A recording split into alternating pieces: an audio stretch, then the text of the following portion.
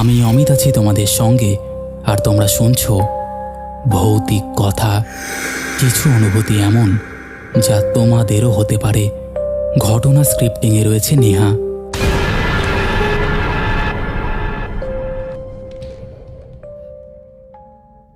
Welcome back. কেমন আছো বন্ধুরা? আশা করছি প্রত্যেকে ভালো আছো আর প্রত্যেক দিনের মতন শুনতে চলে এসেছো তোমাদের পছন্দের পরিবার ভৌতিক কথা।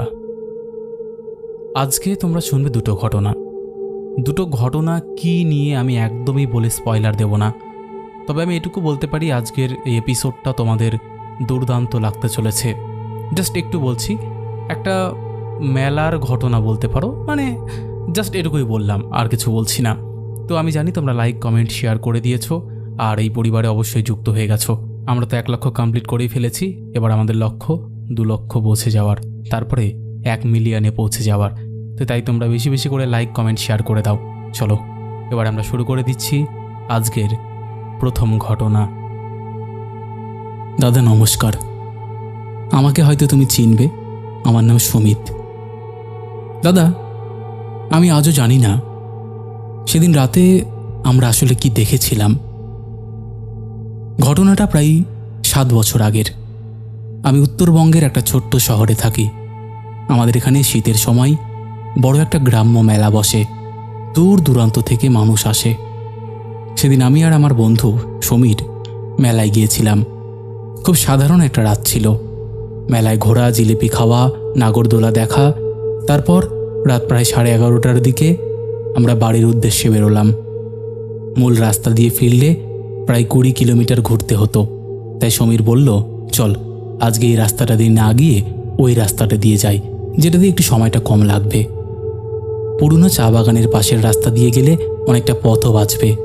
তাই সে আমাকে বলল, চল তাহলে ওই রাস্তাটা দিয়েই যাই। আমি একটু ইতস্তত করছিলাম, কারণ নির্জন রাস্তা, মাঝখানে একটা পরিত্যক্ত স্কুল আর পুরনো শ্মশান পড়ে। কিন্তু তখন ঠান্ডা বাড়ছিল, বাড়ি ফিরতে দেরি হচ্ছিল, তাই রাজি হয়ে গেলাম। আমরা স্কুটার নিয়ে এগোতে লাগলাম। প্রথম দিকে সব ঠিকই ছিল, দূরে দূরে কয়েকটা বাড়ির আলো দেখা যাচ্ছিল। তারপর ধীরে ধীরে আলোটা কমে গেল, শুধু স্কুটারের হেডলাইট আর রাস্তার দুপাশে কুয়াশা। রাত তখন প্রায় 12টা। হঠাৎ আমার মনে হলো আমাদের পেছনে কেউ হাঁটছে। প্রথমে গুরুত্ব দিইনি, কিন্তু কিছুক্ষণ পর স্পষ্ট শুনলাম শুকনো পাতার উপর চাপা পায়ের শব্দ। আমি সমীরকে বললাম, এই শুনতে পাচ্ছিস? কেউ আসছে না? সমীর হেসে বলল, তোর ভয় করছে বল? হ্যাঁ, সত্যি করে বল। কিন্তু সে কথাটা শেষ করতেই শব্দটা যেন আরো কাছে চলে এলো। আমরা স্কুটারের গতি বাড়ালাম। আশ্চর্যের ব্যাপার, শব্দটাও যেন একই গতিতে এগোচ্ছে। কয়েক সেকেন্ড পর আমার মনে হলো কেউ দৌড়ে আসছে, ঠিক আমাদের স্কুটারের পেছনেই। আমি ঘাড় ঘোরাতে যাচ্ছিলাম। সমীর হঠাৎ বলল, পেছনে তাকাস না। তার গলায় এমন একটা ভয় ছিল যা আমি আগে কখনো শুনিনি। আমি চুপ করে গেলাম। রাস্তার বাঁদিকে তখন সেই পুরনো স্কুলটা দেখা যাচ্ছিল। বহু বছর বন্ধ পড়ে আছে, জানালাগুলো ভাঙা, দেওয়ালে শ্যাওলা, আর সামনে একটা বিশাল পিপুল গাছ। আমরা স্কুলের সামনে পৌঁছতেই স্কুটারটা হঠাৎ কেঁপে উঠল এবং বন্ধ হয়ে গেল। চারপাশে এমন নীরবতা নেমে এলো যে নিজের নিঃশ্বাসও শুনতে পাচ্ছিলাম। সমীর বারবার স্টার্ট দিতে লাগলো, কিন্তু ইঞ্জিন ধরছিল না। ঠিক তখনই আমি স্কুলের ভাঙা বারান্দার দিকে তাকালাম। কুয়াশার ভেতরে রঙিন কাপড় পরা একটা মেয়ের মতন অবয়ব দাঁড়িয়েছিল। মুখটা দেখা যাচ্ছিল না, শুধু মনে হচ্ছিল যে আমাদের দিকেই তাকিয়ে আছে। আমার হাত পা ঠান্ডা হয়ে গেল। আমি সমীরকে ধীরে বললাম, এই ওই দিকে দেখ। সমীর তাকাতেই স্থির হয়ে গেল। কয়েক সেকেন্ড আমরা কেউ কথা বলতে পারিনি। তারপর সে খুব নিচু গলায় বলল, চোখ নামা, এদিক ওদিক তাকিয়ে থাকিস না। ঠিক সেই মুহূর্তে স্কুটার নিজে থেকে স্টার্ট নিয়ে নিল। আমরা আর 1 সেকেন্ডও সেখানে দাঁড়াইনি। যত দ্রুত পারা যায় এগিয়ে গেলাম, কিন্তু ভয়টা তখনও কাটেনি। প্রায় 8 কিলোমিটার যাওয়ার পর আবার মনে হলো পেছনে কেউ আছে। এবার শব্দ নয়, যেন ঠান্ডা বাতাস আমাদের ঘাড় ছুঁয়ে যাচ্ছে। আমি সাহস করে রিয়ার ভিউ মিররে তাকালাম। প্রথমে কিছু দেখিনি, তারপর হেডলাইটের শেষ প্রান্তে এক ঝলক সাদা কিছু নড়ল। আমি চিৎকার করে উঠতেই সমীর বলল, কি দেখলি? আমি ঠিক করে বলতে পারছিলাম না। আমরা আরও দ্রুত চলতে লাগলাম। সামনে তখন পুরনো শ্মশানের মোড়। জায়গাটা দিয়ে ছোটবেলা থেকেই নানান গল্প শুনেছি। রাতে নাকি কেউ দাঁড়িয়ে থাকে, ডাকলেও উত্তর দেয় না। আমরা মোড়টা ঘুরতেই স্কুটার আবার বন্ধ। এবার সত্যি আতঙ্ক ধরে গেল। সমীর বিরক্ত হয়ে বলল, এটা কি হচ্ছে? সে নেমে কিক মারতে লাগলো। আমি দাঁড়িয়ে চারপাশ দেখছিলাম। কুয়াশার ভেতর পিপুল গাছটার নিচে কাউকে বসে থাকতে দেখলাম। লম্বা চুল, মাথাটা নিচু। আমার বুকের ভেতরটা না ধক করে উঠল। আমি সমীরের হাত চেপে ধরলাম। সে তাকিয়ে এক মুহূর্তের জন্য জমে গেল। তারপর ফিসফিস করে বলল, চল, দৌড়বি না? ধীরে ধীরে স্কুটার ঠেল। আমরা স্কুটার ঠেলতে শুরু করলাম। পেছন থেকে তখন খুব আস্তে একটা শব্দ ভেসে এলো, যেন কেউ কাঁদছে। সেই কান্না মানুষের মতন, কিন্তু পুরোপুরি মানুষও নয়। আমি আর নিজেকে সামলাতে পারছিলাম না। ঠিক তখনই স্কুটার আবার নিজে থেকেই স্টার্ট নিল। আমরা উঠে প্রাণপণে সেখান থেকে বেরিয়ে এলাম। বাড়ির কাছে পৌঁছে মনে হলো সব শেষ, কিন্তু আসল ঘটনা তখনও শুরুই হয়নি। আমরা যখন বাড়ির কাছে পৌঁছালাম তখন রাত প্রায় 1টা পেরিয়ে গেছে। সমীরের বাড়ি আগে পড়ে, তাই ওকে নামিয়ে আমি নিজের বাড়ির দিকে চলে এলাম। বাইরে থেকে সব স্বাভাবিক লাগছিল।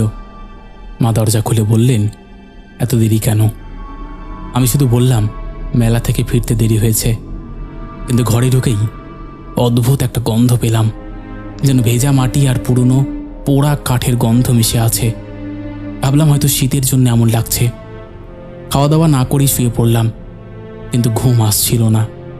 বারবার মনে হচ্ছিল জানলার বাইরে কেউ দাঁড়িয়ে আছে। প্রায় আধ ঘন্টা এপাশ ওপাশ করার পর হঠাৎ টের পেলাম আমার ঘরের জানলায় খুব আস্তে টোকা পড়ছে। প্রথমে ভেবেছিলাম ডালপালা লাগছে, কিন্তু কয়েক সেকেন্ড বিরতি নিয়ে আবার একই শব্দ। সাহস করে উঠে পর্দার ফাঁক দিয়ে তাকালাম।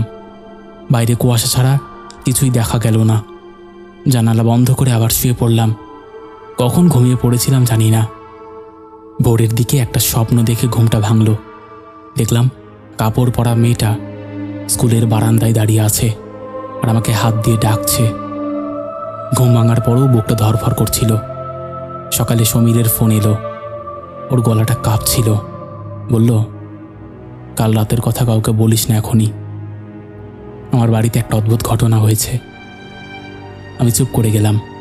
ও বলল, রাত 3টার দিকে ওদের রান্নাঘরে বাসন পড়ার শব্দ হয়। সবাই উঠে দেখে কিছুই হয়নি, কিন্তু ওর ছোট বোন মিতালি নাকি বারান্দার দিকে তাকিয়ে দাঁড়িয়েছিল। ডাকলেও সাড়া দিচ্ছিল না। পরে তাকে ঘরে নিয়ে যাওয়া হয়। আমি ওকে স্বপ্নের কথাটা বললাম না।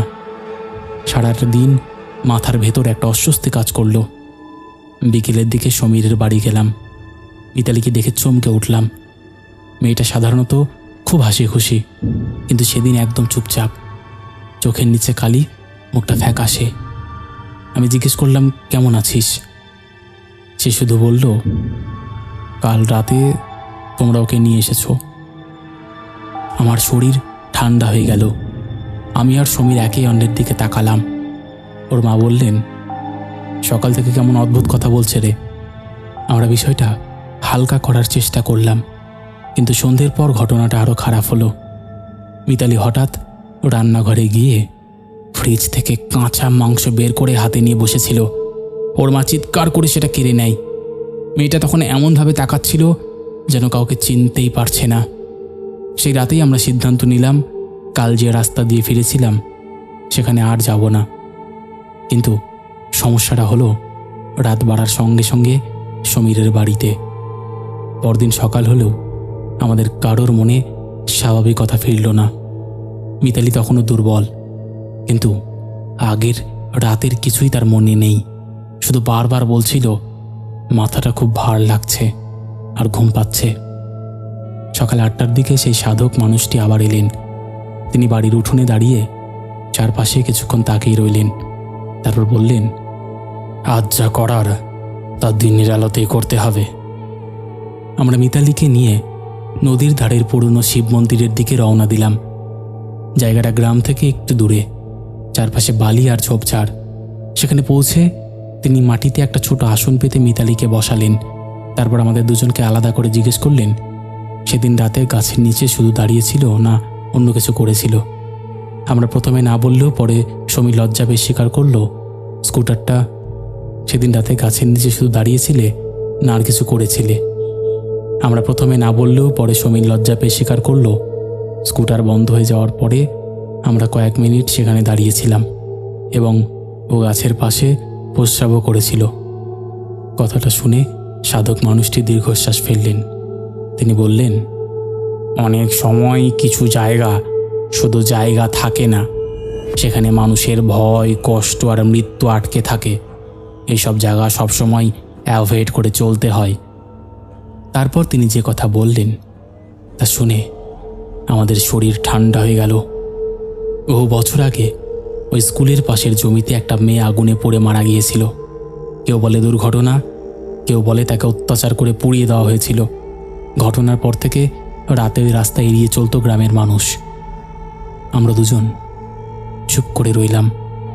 তিনি বললেন, বিশ্বাস করো আর নাই করো, তোমরা ভয়কে সঙ্গে করে এনেছো, আর সেই ভয় একটা দরজা খুলে দিয়েছে। এরপর তিনি মন্ত্রপাঠ শুরু করলেন। প্রথমে কিছুই হচ্ছিল না। নদীর হাওয়া বইছিল, দূরে কাক ডাকছিল। হঠাৎ মিতালি কেঁপে উঠল। তার চোখটা বন্ধ, কিন্তু ঠোঁট নড়ছে। খুব আস্তে সে বলল, ও দাঁড়িয়ে আছে। আমরা পিছনে তাকাতে যাচ্ছিলাম। সাধক মানুষটি কঠোর গলায় বললেন, কেউ পিছনে তাকাবে না। আমার বুক ধরফর করতে লাগলো, মন্ত্রের গতি বাড়তে লাগলো।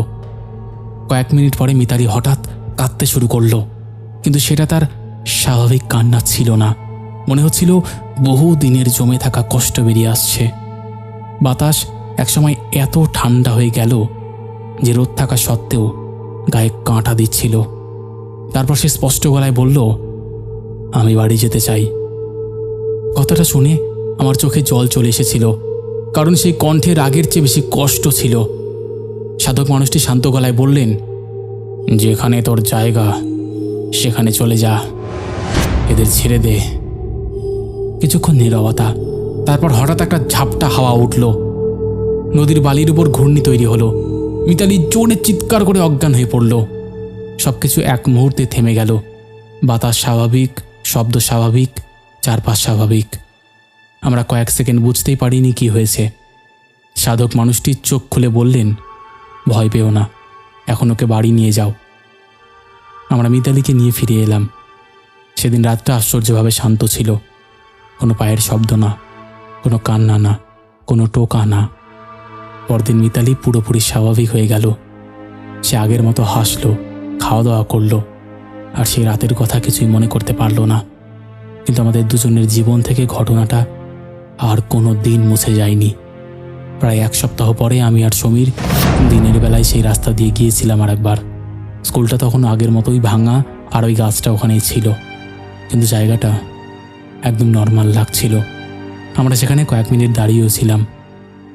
তবে আজ এত বছর পরেও রাতে কোনো নির্জন রাস্তা দিয়ে গেলে, বিশেষ করে দুই দিকে যদি গাছ থাকে না, তাহলে সেই রাতটার কথা আবার মনে পড়ে। আমি ভয় পাই, মনে হয় এই বুঝে কিছু হলো। এই ছিল ঘটনা। জানি না ঘটনাটা তোমাদের কেমন লেগেছে। ভালো লাগলে অবশ্যই শুনিও। তবে একটা কথা, অমিতদা, তোমার মুখে এই ঘটনাটা শোনার জন্য আমি অপেক্ষায় থাকবো। আশা করছি এই ঘটনাটা তুমি সকলকে শোনাবে।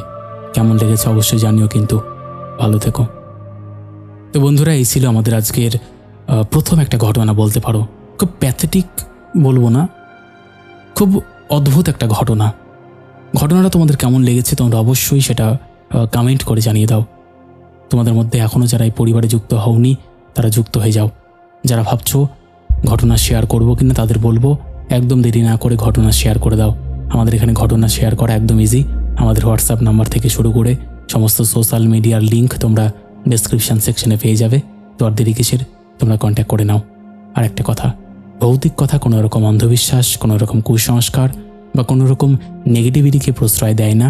ভৌতিক কথার কাজ শুধুমাত্র মানুষের জীবনে ঘটে যাওয়া ঘটনা সকলের সামনে তুলে ধরা, নচেত আর কোনো উদ্দেশ্য নেই। তাই যারা বিশ্বাস করছো না তারা এগুলোকে এন্টারটেনমেন্টের জন্যই নিয়ে নাও। চলো এবার আমরা শুরু করে দিই পরের ঘটনা। দাদা, তোমার জীবনে কি কখনো কোনো ভৌতিক ঘটনা ঘটেছে, বা আমাদের এই পরিবারের কতজনের সঙ্গে ঘটেছে? তাদেরকে অবশ্যই একবার কমেন্ট করতে বলো। আজকে আমি তোমাকে যে ঘটনাটা বলবো সেটা মোটামুটি ধরে নাও 11 বছর আগের। আমার জীবনে এমন একটা ঘটনা ঘটেছিল যা আমি বহুদিন ভুলতে পারিনি। আমার নাম অর্ণব। আমি তখন দিল্লিতে একটা প্রাইভেট কোম্পানিতে চাকরি করতাম। আমার খুব ঘনিষ্ঠ বন্ধু ছিল, তার নাম রাহুল। না, আমরা একই ফ্ল্যাটে থাকতাম না, কিন্তু প্রায় প্রতিদিনই দেখা হতো। রাহুলের বড় ভাই অমিত আর ভাবি স্নেহা শহরের উপকণ্ঠে থাকতেন। প্রথম সব কিছু স্বাভাবিক ছিল, কিন্তু ধীরে ধীরে স্নেহা ভাবির আচরণ বদলাতে শুরু করলো। তিনি মাঝরাতে ঘুম থেকে উঠে একা একা কথা বলতেন, কখনো রান্নাঘরে দাঁড়িয়ে ফিস ফিস করতেন, কখনো জানলার দিকে তাকিয়ে ঘন্টার পর ঘন্টা বসে থাকতেন। পরিবারের সবাই ভেবেছিল মানসিক চাপ বা শারীরিক দুর্বলতা, কিন্তু সমস্যা দিন দিন অস্বাভাবিক হতে লাগলো। এক রাতে রাহুল আমাকে ফোন করে কাঁপা গলায় বলল, দাদা, আজ বাড়িতে যা হয়েছে তুমি বিশ্বাস করবে না। আমি ছুটে গেলাম, গিয়ে দেখি স্নেহা ভাবি মেঝেতে বসে আছেন, চোখ দুটো অদ্ভুত স্থির, আর তিনি এমন একটি ভাষায় কিছু বলছেন যা আমরা কেউ বুঝতে পারছিলাম না। আমাকে দেখেই তিনি হঠাৎ হেসে উঠলেন। সেই হাসি আজও কানে বাজে, মানুষের হাসির মতো নয়, যেন খুব দূর থেকে ভেসে আসা শুকনো শব্দ। আমি যুক্তিবাদী মানুষ ছিলাম, তাই এসব মানতে চাইনি, কিন্তু সেদিন বাড়ির পরিবেশ আমাকে অস্বস্তিতে ফেলেছিল। রাহুল বলল, কয়েকদিন আগে তারা গ্রামের এক পুরনো শ্মশানের পাশ দিয়ে ফিরছিল, তারপর থেকেই নাকি সমস্যা শুরু।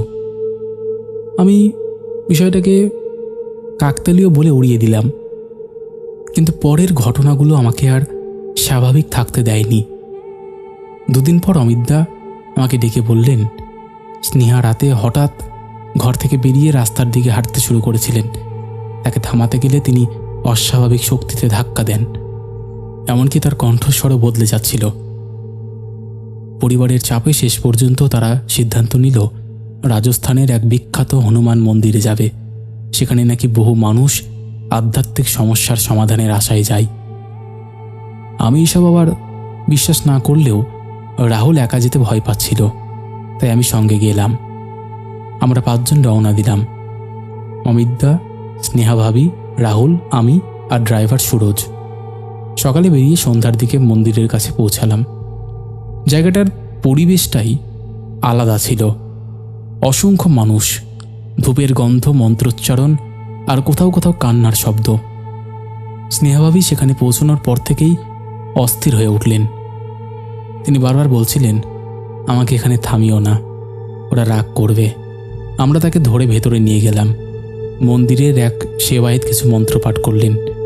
সেই সময় স্নেহা হঠাৎ প্রচণ্ড চিৎকার করে উঠলেন। তার চোখ বন্ধ, কিন্তু মুখে এমন ভয় যেন তিনি সামনে কিছু দেখছেন। প্রায় আধ ঘন্টা ধরে সেই প্রক্রিয়া চলল। শেষে তিনি নিস্তেজ হয়ে পড়লেন। আশ্চর্যের বিষয়, কিছুক্ষণ পর তিনি সম্পূর্ণ স্বাভাবিক কণ্ঠে জল চাইলে সবাই স্বস্তির নিঃশ্বাস ফেলল।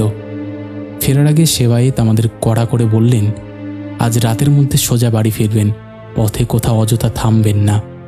আর সবচেয়ে গুরুত্বপূর্ণ, যে বেরিয়ে আসবে সে আর পেছনে তাকাবে না। কথাটা শুনে আমার হাসি পেয়েছিল, কিন্তু রাহুলের মুখ গম্ভীর হয়ে গেল। আমরা রাত 9:30টার দিকে ফেরার পথ ধরলাম। প্রথম 1.5 ঘন্টা সব ঠিক ছিল। স্নেহাভাবী শান্ত ছিলেন, এমনকি হালকা কথাও বলছিলেন। আমি মনে মনে ভাবছিলাম হয়তো মানসিক প্রভাবেই তিনি ভালো বোধ করছেন। তারপর ধীরে ধীরে রাস্তা ফাঁকা হতে শুরু করলো। শহরের আলো পেছনে পড়ে গেল। সামনে শুধু দীর্ঘ হাইওয়ে আর অন্ধকার। রাত প্রায় 11:30। হঠাৎ সুরজ বলল, স্যার সামনে কুয়াশা খুব ঘন, কিন্তু সেটা কুয়াশার মতন লাগছিল না। রাস্তার একটা অংশ যেন ধূসর ধোঁয়ায় ঢাকা। গাড়ি তার মধ্যে ঢুকতেই ভেতরের তাপমাত্রা অস্বাভাবিক ঠান্ডা হয়ে গেল। এসি বন্ধ ছিল, তবুও আমার হাতে কাঁটা দিল। স্নেহাভাবী ধীরে ধীরে জানলার দিকে তাকাতেই তারপর খুব আস্তে বললেন, ও আবার এসেছে। অমিতা বিরক্ত হয়ে বললেন, এই এসব বলো না তো, কি হয়েছে তোমার? ঠিক তখনই গাড়ির ডান পাশে যেন কেউ দৌড়ে গেল। আমি স্পষ্ট দেখিনি, কিন্তু সুরজ ব্রেক কষে দিল। আমরা সবাই সামনে ঝুঁকে পড়লাম। রাস্তার পাশে কিছুই নেই। আমি বললাম, হয়তো কোনো কুকুর। সুরজ মাথা নেড়ে বলল, কুকুর হলে তো চোখে পড়তো স্যার। আবার আমরা চলতে শুরু করলাম। 5 মিনিট পেছনের সিট থেকে টকটক শব্দ আসতে লাগলো, যেন কেউ নখ দিয়ে কাছে ঠুকছে। আমি পেছনে তাকালাম, কিচ্ছু নেই, কিন্তু শব্দটা চলতেই থাকলো। রাহুল আমার হাত চেপে ধরল। স্নেহা ভাবি তখন চোখ বন্ধ করে বসে আছেন। হঠাৎ তিনি অন্য গলায় বললেন, পেছনে তাকিও না। আমার বুকের ভেতর ধক করে উঠল। সেই গলা তার ছিল না। অমিতা কাপা গলায় জিজ্ঞেস করলেন, নেহা? তিনি কোনো উত্তর দিলেন না। কয়েক সেকেন্ড পরে আবার স্বাভাবিক কণ্ঠে বললেন, কি হয়েছে? যেন কিছুই জানেন না। আমরা কাউকে কিছু বললাম না। রাত তখন 12টার কাছাকাছি। সামনে একটা ছোট চায়ের দোকান দেখা গেল। সুরজ বলল, সে একটু মুখ ধুতে চাই। সেবায়েতের কথা মনে পড়ে অমিতা থামতে চাইছিলেন না, কিন্তু সুরজের অবস্থা খারাপ লাগছিল। শেষ পর্যন্ত গাড়ি থামল। আশ্চর্যের বিষয়, দোকানটিতে আলো জ্বলছিল, কিন্তু কোনো মানুষ ছিল না। কেটলি গরম, কাপ রাখা, অথচ কেউ নেই। আমি ডাকলাম, কেউ আছেন? কোনো সাড়া নেই। ঠিক তখনই পেছন থেকে স্নেহা ভাবির চিৎকার, চলো, এখনই চলো। আমরা দৌড়ে গাড়িতে উঠলাম। সুরজ ইঞ্জিন স্টার্ট দিতে গিয়ে দেখলো গাড়ি স্টার্ট নিচ্ছে না। 3 বার, 4 বার, 5 বার। চারপাশ নিস্তব্ধ। তারপর দূরে কোথাও মহিলার কান্নার মতন শব্দ ভেসে এলো। রাহুল ফিসফিস করে বলল, দাদা, এটা ঠিক না। আমার গলা শুকিয়ে গিয়েছিল। সুরজ আবার চেষ্টা করতেই ইঞ্জিন হঠাৎ গর্জে উঠল। আমরা দ্রুত সেখান থেকে বেরিয়ে এলাম। কিছু দূর যাওয়ার পর আমি পেছনের আয়নায় তাকিয়ে জমে গেলাম। রাস্তার মাঝখানে সাদা কাপড় পরে একটা অবয়ব দাঁড়িয়ে আছে। মুখটা দেখা যাচ্ছে না। আমি চোখ মুছে আবার তাকালাম, কিন্তু কিছুই নেই। নিজেকে বোঝালাম এটা আলো আঁধারির ভুল। কিন্তু ঠিক তখন রাহুল বলল, তুই দেখেছিস? আমি কোনো উত্তর দিতে পারলাম না। গাড়ির ভেতর আবার ঠান্ডা বাড়তে লাগলো। স্নেহা ভাবি এবার কাঁদতে শুরু করলেন। বললেন, ও বলেছে আমাকে আমাকে সঙ্গে নিয়ে যাবে। অমিতা রেগে উঠলেন, হ্যাঁ, চুপ করো তো তুমি। কি হয়েছে তোমার, হ্যাঁ? কিন্তু তার নিজের গলাটাও কাঁপছিল। হাইওয়ে ছেড়ে আমরা একটা ছোট বাইপাস রাস্তায় ঢুকলাম, কারণ সামনে দুর্ঘটনার জন্য জ্যাম ছিল। এই সিদ্ধান্তটাই যেন সব কিছু বদলে দিল। রাস্তার দুই পাশে ঝোপঝাড়, মাঝখানে ভাঙা বৈদ্যুতিক খুঁটি, কোনো বাড়িঘর নেই। গাড়ির হেডলাইট ছাড়া আর কোনো আলো নেই সেখানে। হঠাৎ সামনে একজন বৃদ্ধকে দেখা গেল। তিনি রাস্তার মাঝখানে দাঁড়িয়ে হাত তুললেন। সুরজ গাড়ি ধীরে করল। বৃদ্ধের গায়ে মলিন ধুতি, মাথাটা নিচু। অমিতদা বললেন, এভাবে রাতে কাউকে ফেলে যাওয়া ঠিক হবে না। গাড়িটা প্রায় থেমে গিয়েছিল। তখন স্নেহাভাবী এমন চিৎকার করলেন যে আমরা সবাই চমকে উঠলাম। থামিও না, ও মানুষ না। সুরজ ভয় পেয়ে অ্যাক্সিলারেটরে চাপ দিল। গাড়ি বৃদ্ধের পাশ কাটিয়ে চলে গেল। আমি জানালার বাইরে তাকিয়ে দেখলাম তিনি ধীরে ধীরে মাথা তুলছেন। এক ঝলকে যা দেখলাম তা কোনো দিনও ভুলব না। মুখটা অস্বাভাবিক ফ্যাকাশে, আর চোখ দুটো যেন সম্পূর্ণ কালো। আমি সঙ্গে সঙ্গে মুখ ফিরিয়ে নিলাম। কয়েক সেকেন্ড পর পেছন থেকে ধূপধাপ শব্দ এলো, যেন কেউ গাড়ির পেছনে দৌড়চ্ছে। সুরজ গতি বাড়ালো। স্পিডোমিটার 90, তারপর 100, তারপর 110। শব্দটা কিছুক্ষণ সমান তালে চলল, তারপর হঠাৎ থেমে গেল। আমরা কেউ কথা বলছিলাম না, শুধু ইঞ্জিনের শব্দ আর স্নেহা ভাবির দম নেওয়ার শব্দ। প্রায় 15 মিনিট পরে রাস্তার পাশে একটা ছোট মন্দির দেখা গেল। দরজায় ক্ষীণ আলো জ্বলছে। অমিতদা বললেন, 1 মিনিট দাঁড়াই। এবার কেউ আপত্তি করল না। আমরা নেমে দেখি মন্দিরে একজন বৃদ্ধ পুরোহিত বসে আছেন। তিনি আমাদের দিকে তাকিয়ে বললেন, দেরি করে ফেলেছ। আমরা হতভম্ব। তিনি স্নেহাভাবের দিকে কিছুক্ষণ তাকিয়ে রইলেন, তারপর ভেতর থেকে সিঁদুর আর তুলসী পাতা এনে দিলেন। বললেন, গাড়িতে ওঠার পর কেউ জানলার বাইরে তাকাবে না। আমি জিজ্ঞেস করলাম, আপনি কিভাবে জানলেন? তিনি শুধু বললেন, সব কিছু শুনতে হয় না। আমরা দ্রুত বেরিয়ে এলাম। গাড়িতে ওঠার পর সত্যিই কেউ বাইরে তাকায়নি, কিন্তু কিছুক্ষণ পর জানলার কাছে টুপটাপ শব্দ শুরু হলো, যেন ভেজা হাত কাছে পড়েছে। তারপর গাড়ির ছাদে ঘষাঘষির শব্দ। সুরজ প্রায় কাঁদতে কাঁদতে গাড়ি চালাচ্ছিল। রাহুল হনুমান চালিসা পড়তে শুরু করলো। আমি আগে কখনো প্রার্থনা করিনি, কিন্তু সেদিন অজান্তেই চোখ বন্ধ করেছিলাম। হঠাৎ স্নেহাভাবী খুব শান্ত গলায় বললেন, ও নেই, ও নেমে গেছে। সঙ্গে সঙ্গে সব শব্দ থেমে গেল। আমরা ধীরে ধীরে চোখ খুললাম। গাড়ির ভেতরের ঠান্ডাও কমে গেছে। প্রায় আধ ঘন্টা পরে দূরে শহরের আলো দেখা গেল। সে আলো দেখার পর মনে হয়েছিল যেন মৃত্যুর মুখ থেকে ফিরে এলাম। আমরা ভোরের দিকে দিল্লি পৌঁছালাম। বাড়িতে ঢুকেই স্নেহাভাবে অজ্ঞান হয়ে গেলেন। ডাক্তার দেখানো হলো। শারীরিকভাবে তিনি প্রায় স্বাভাবিক। আশ্চর্যের বিষয়, পরের দিন থেকে তার সেই অস্বাভাবিক আচরণ আর দেখা যায়নি। কয়েক সপ্তাহ পরে আমি একা রাহুলের সঙ্গে বসে পুরো ঘটনা নিয়ে কথা বলছিলাম। তখন সে আমাকে এমন একটা কথা বলল যা আমি আগে জানতাম না। মন্দির থেকে বেরোনোর সময় অমিতদা নাকি সবার শেষে ছিলেন। গাড়িতে ওঠার আগে তিনি একবার পেছনে তাকিয়েছিলেন, কারণ মনে হয়েছিল কেউ তার নাম ধরে ডাকছে। তিনি কাউকে কিছু বলেননি, যাতে আমরা ভয় না পাই। কথাটা শুনে আমার বুকের ভেতর যেন আবার সেই রাতের ঠান্ডা নেমে এলো। আমি আজও জানি না সেদিন আমরা কি দেখেছিলাম। সব কিছুর বৈজ্ঞানিক ব্যাখ্যা হয়তো কোথাও আছে, হয়তো নেই, কিন্তু কিছু প্রশ্নের উত্তর আমি কখনো পাইনি। এরপর বহুবার আমি সেই রুটে দিনের বেলা গিয়েছি। রাস্তার পাশে আমার তেমন কোনো ফিল হয়নি। তো এই ছিল ঘটনা। যদি মনে হয় ঘটনাটা পড়ে শোনানোর মতন, অবশ্যই পড়ে শুনিও। আমি অপেক্ষায় থাকবো তোমার মুখেই ঘটনা শোনার জন্য।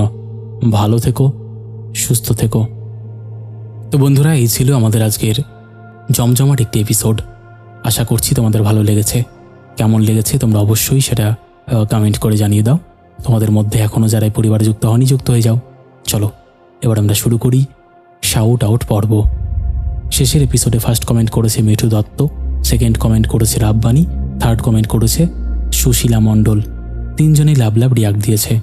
তারপরে কমেন্ট করেছে Pabri Dola, SK Araful Hossain, Arnab Bera, rock gaming, Mithun Das. তারপরে আরও কমেন্ট করেছে কমল হাসান, রোহিত হাসদা, অর্ণব সাহা, সমীরণ ঘোষ, শান্তনু সিঙ্গিং অফিসিয়াল। তারপরে আরও কমেন্ট করেছে রাহুল হালদার, কার্তিক সাহা, শিল্পা চ্যাটার্জি, রাকেশ মণ্ডল। তারপরে আরও কমেন্ট করেছে সৌভিক মণ্ডল। লিখেছে, আজকে একটু লেট হয়েছে কিন্তু চলে এসেছে, কি করব, কর্মসূত্র আছে তো তাই, নো প্রবলেম। তারপরে কমেন্ট করেছে জবা দেবী, সঙ্গীতা মজুমদার। লিখেছে, দাদা ভাই আজকে ভিডিওটা এত লেট করে কেন আসলো? এই ইউটিউব প্রসেসিং করতে একটু সময় নিচ্ছিল ও। তারপরে কমেন্ট করেছে ববিতা অধিকারী, সুদীপ পুরকায়স্ত, দীপক বিশ্বাস, সুদীপ্ত ব্যানার্জি। তারপর আরও কমেন্ট করেছে অয়ন হালদার, দীপ মণ্ডল, মামন মণ্ডল। লিখেছে, নোটিফিকেশন এত লেটে আসে যে লাস্ট কমেন্ট পড়ে যায় আমি বারবার। হ্যাঁ গো, অনেক সময় হয় এরকম। তারপরে কমেন্ট করেছে আতঙ্কের কণ্ঠ, শঙ্কর চক্রবর্তী, সাগর দিলভর, শিহাব শাফিরউদ্দিন। তারপরে কমেন্ট করেছে শাশ্বতী সান্যাল, কবিতা সরকার। লিখেছে, খুব ভালো লাগে দাদা তোমার ঘটনাগুলো, আমার নামটা প্লিজ নিও একদিন। হ্যালো কবিতা। তারপরে কমেন্ট করেছে পূর্ণ ঘোষ, গীতা গোস্বামী, বিজয়, ইউডে দাস, অমিতা ঠাকুর, সমীর সরকার, শান্তর দুনিয়া। লিখেছে, হাই অমিত ভাই, আমি মধ্যমগ্রাম থেকে শুনছি, তোমার ঘটনা শোনার জন্য চলে এলাম, থ্যাংক ইউ। তারপরে কমেন্ট করেছে সিতু পম্পা মহন্ত। লিখেছে, ভাই কেমন আছো তুমি? আমি ভালো আছি, পুরী থেকে ফিরে এসে খুব ভালো আছি, জয় জগন্নাথ, জয় জগন্নাথ। তারপরে কমেন্ট করেছে রূপসী মাজিল্লিয়া, স্বপ্না হালদার। লিখেছে, হাই দাদা, আমি আশিকি, তোমার চ্যানেলের ঘটনাগুলো আমার খুব ভালো লাগে, তুমি যদি আমার নামটা একবার নাও আমার খুব ভালো লাগবে, হ্যালো স্বপ্না। তারপরে কমেন্ট করেছে সিনের ছবির, মামন বিশ্বাস, মলয় চক্রবর্তী, দীপশ্রী দাস লিখেছে অসাধারণ সব ঘটনা, খুব ভালো লেগেছে, থ্যাংক ইউ। তারপরে কমেন্ট করেছে এনাক্ষী দাস, লিখেছে সিমলার পাহাড়ি জঙ্গল অনেক রহস্যময় হয় বলে। তারপরে কমেন্ট করেছে এনাক্ষী দাস, লিখেছে সিমলার পাহাড়ি জঙ্গল অনেক সময়। তারপরে কমেন্ট করেছে এনাক্ষী দাস, লিখেছে সিমলার পাহাড়ি জঙ্গল অনেক রহস্যময় বলেই শোনা যায়, দুটো ঘটনায় খুব ভালো লাগলো, থ্যাংক ইউ। তো এরকম অসংখ্য প্রিয় মানুষেরা আমাদের শেষের এপিসোডে কমেন্ট করেছে, যাদের কমেন্ট আমি আর চাইলেও পড়তে পারছি না। তো আজকের মতন এখানেই শেষ করছি, আবার দেখা হবে নতুন কোনো ঘটনা নিয়ে।